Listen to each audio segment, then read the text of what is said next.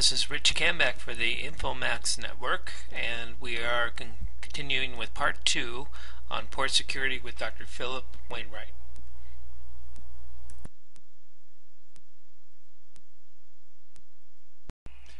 So, to elaborate a little bit more on that, there's in Long Beach, they don't have a data warehousing capability of an IT engine that utilizes an integration and unified view of an incoming outgoing data on the shipping in the TEU. They have, I think, probably 15 million containers coming through that port a year.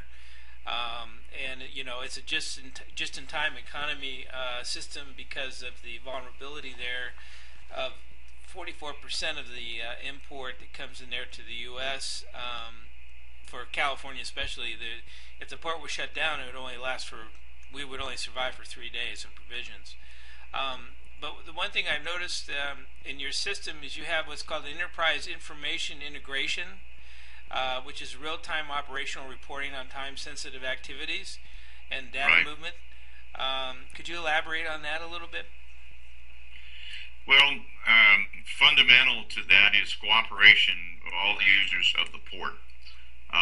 There's some 500 to 600. When you break down a port's activity, there's 500 to 600 events that occur daily to make it function properly on a commercial basis. So those systems, be they hardware, software, other shippers and movers, have to be assessed, and they have to agree to a common processing unit so that it can be realized in real time. But that's not as difficult as you might think. What you do is the Port Authority simply sends a letter out to everybody and says, okay, first of all, are you willing to do this? And if so,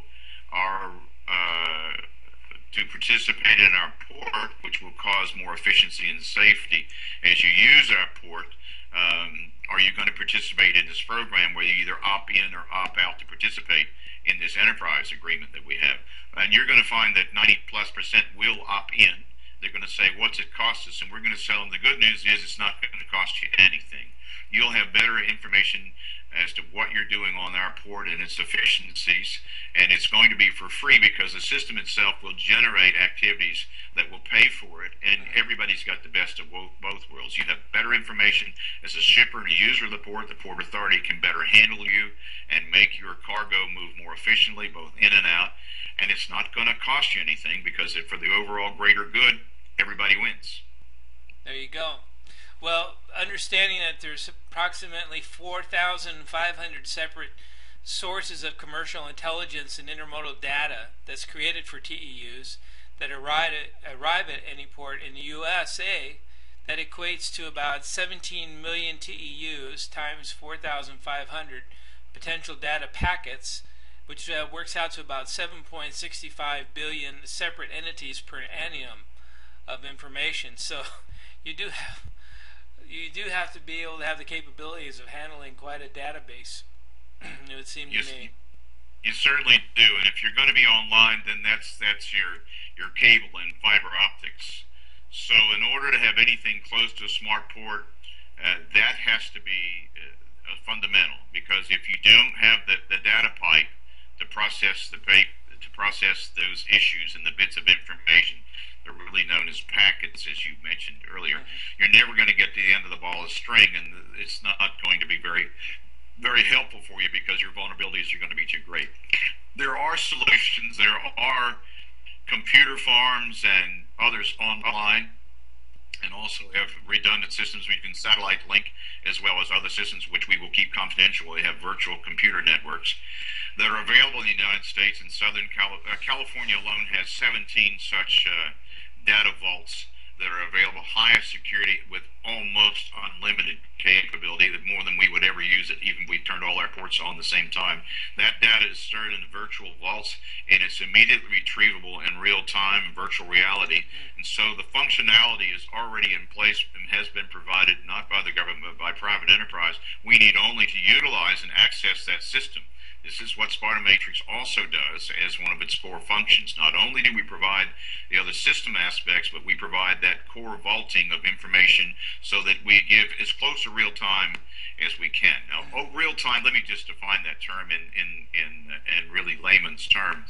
Real time to most people means, oh, that's an instant gratification. Anything less than 5 to 6 minutes on an IT system like we're talking about for security purposes is not good enough, but is at the acceptable range.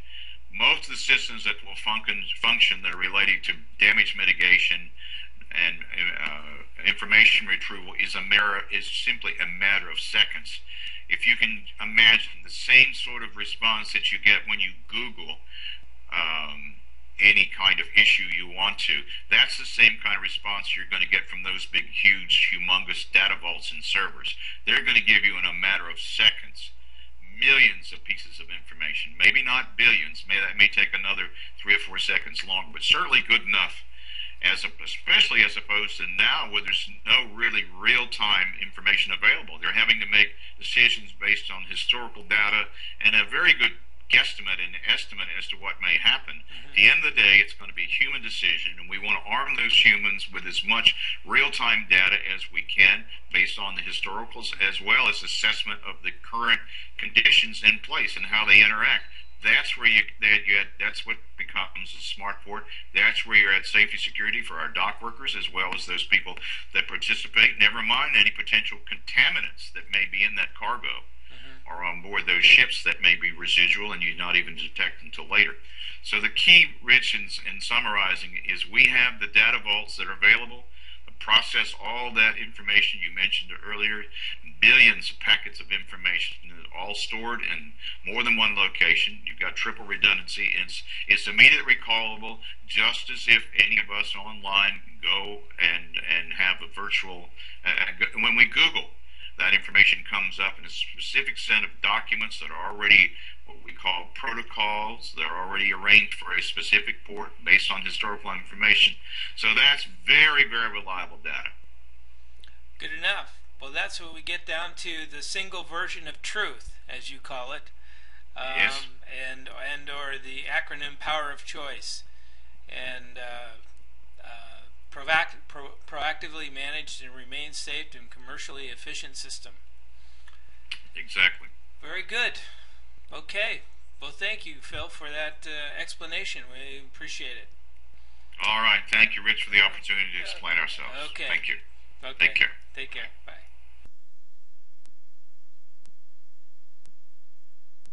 And that concludes our segment on port security for the Infomax network.